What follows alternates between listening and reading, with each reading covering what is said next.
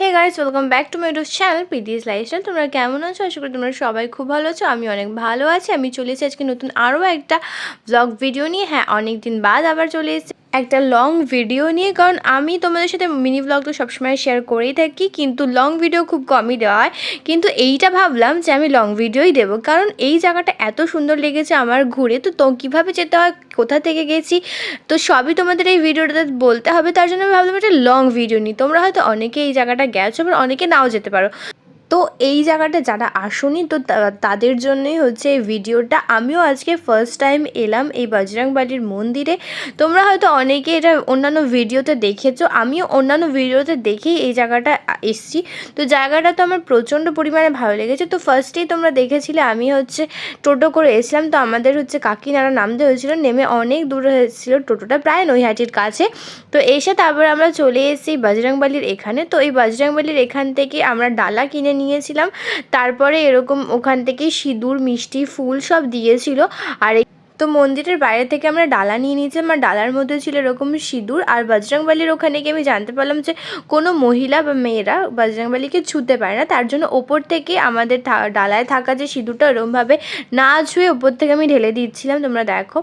তো এখানে বজরংবলী শুয়ে আছে। তো প্রথমবার আমরা তো সব জায়গায় দেখেছি বজরংবলী দাঁড়িয়ে রয়েছে কিংবা অন্যান্য কোনো মূর্তি, কিন্তু এরকম শুয়ে থাকা বজরংবলী আমি তো প্রথমবার দেখলাম। তো যাই হোক, এখানে ব্রাহ্মণ দাঁড়িয়েছিল, আমাদের বাড়ির সবার নামে পুজো হলো। তো এই মন্দিরটা আমি অনেক দিন ধরে আসবো ভেবেছিলাম, কিন্তু কখনো সেরকম সুযোগ হয়নি। তারপরে একটা অন্য ভিডিও দেখে আমি চলে এসেছিলাম। তো তোমাদের এই মন্দিরটা কেমন লেগেছে অবশ্যই কমেন্টে জানিও। আর এইখানে যেহেতু নিচে বজরংবলী শুয়ে আছে, তো বজরংবলীর চারিদিকে পুরো জল রয়েছে। এই জলের মধ্যে থেকে ঘুরে ঘুরে হেঁটে হেঁটে আমাদের ওই সিঁদুরগুলো দিতে হচ্ছিলো। তো আমার তো এই মন্দিরটা খুব ভালো লেগেছে। আর এছাড়াও তারপর আমাদের পুজো কমপ্লিট হয়ে গেলে ধূপকাঠি, মোমবাতি তো সব মন্দিরে একই নিয়ম যে বাইরে জ্বালাতে হয়। তো বজরংবলীকে বাইরে হচ্ছে ধূপকাঠি, মোমবাতি দেখাতে হতো, কিন্তু আমি হচ্ছে ওখানে ভেতরেই চলে গিয়েছিলাম একদম ধূপকাঠি, মোমবাতি নিয়ে একদম সেই মন্দিরের ভেতরেই দেখাতে। কিন্তু নিচে নামিয়ে ওপর থেকে ঠাকুরকে আরতি করেছি। আর তারপরে আবার জাগার জিনিস, মানে যেখানে ধূপকাঠি, মোমবাতি রাখতে হয় সেখানে আবার রেখে দিয়েছি। আমি যখন এসলাম তখন মন্দিরটা প্রায় ফাঁকাই ছিল, কিন্তু দেখো ধীরে ধীরে আরও ভিড় হয়ে গেল। আর যখন আমরা বাড়ি চলে আসলাম তখন তো প্রচণ্ড পরিমাণে ভিড় হয়ে গেছিলো, লাইন দিয়ে লোকে পুজো দিচ্ছিল।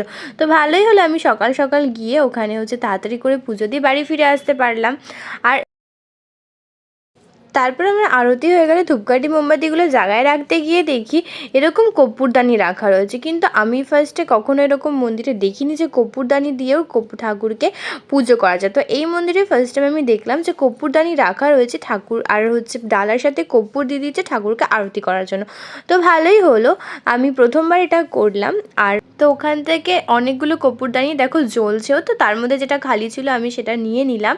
তো নিয়ে আমি হচ্ছে ওখানেই ঠাকুরের ফটো রাখা রয়েছে, তো সেখানেই আরতি করলাম। ভেতরে আর যাইনি, কারণ ওখানে হচ্ছে প্রচুর লোক হয়ে গেছিলো। আর কর্পূরটা যেহেতু একদম সামনে আগুন থাকে, ধূপকাঠির মতো না, পুরো একদম আগুন জ্বলে, তার জন্য আর আমি সাহস করিনি নিয়ে যাওয়ার জন্য। আর দেখছিলাম কেউ নিয়েও যাচ্ছিল না, তার জন্য আমি ওখানেই সামনে ঠাকুরের যে বজরংবলীর ফটো রাখা ছিল সেখানে আরতি করে ওখানেই কর্পূরটা আমি রেখে দিলাম। আর তারপরেই চলে গেলাম আমি অনেকটা দূরে, এই মন্দিরটা ভোলা বাবার মন্দির, তো শিব ঠাকুরের মন্দিরে চলে গেলাম। সেখানেও আমি ধূপকাঠি দিয়ে আরতি করলাম। আর তারপরেই চলে গেছিলাম অন্য আরেকটা মন্দিরে।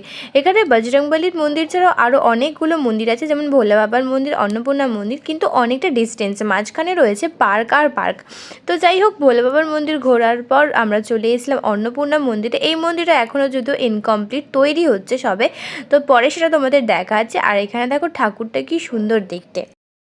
তো অন্নপূর্ণা ঠাকুরটা দেখো সত্যি খুব সুন্দর দেখতে। আর পেছনে সেই সমুদ্র মন্থনের একটা সিনারি দেখানো হয়েছে। তো তারপরে আমরা চলে গেলাম অন্য আর একটা মন্দিরের দিকে। তো তোমাদের তো ফার্স্ট আমি বলেছিলাম যে এই মন্দিরটা এখনও তৈরি হয়নি, মানে ইনকমপ্লিট, তৈরি হচ্ছে। আর এটা অনেকটাই উঁচুতে, তো তার জন্য সিঁড়ি দিয়ে আমাদের উঠতে হয়েছিল। আর দেখো এই হচ্ছে পুরো মন্দিরটা। তো আমাদের অন্নপূর্ণা মন্দিরে পুজো দেওয়া হয়ে গেছে।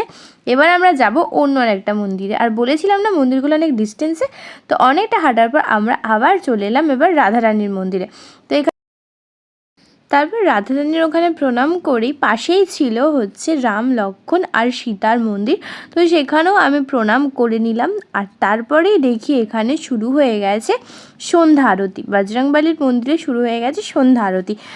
তো সন্ধ্যা আরতিটা দেখতে দেখতে আমাদের বাড়ি যাওয়ার সময়ও হয়ে গেছে। তো তোমাদের সময় হলে এখানে একবার এসে ঘুরে যেও, জায়গাটা খুবই সুন্দর, আমার তো খুব ভালো লেগেছে, আশা করি তোমাদেরও খুব ভালো লাগবে জায়গাটা।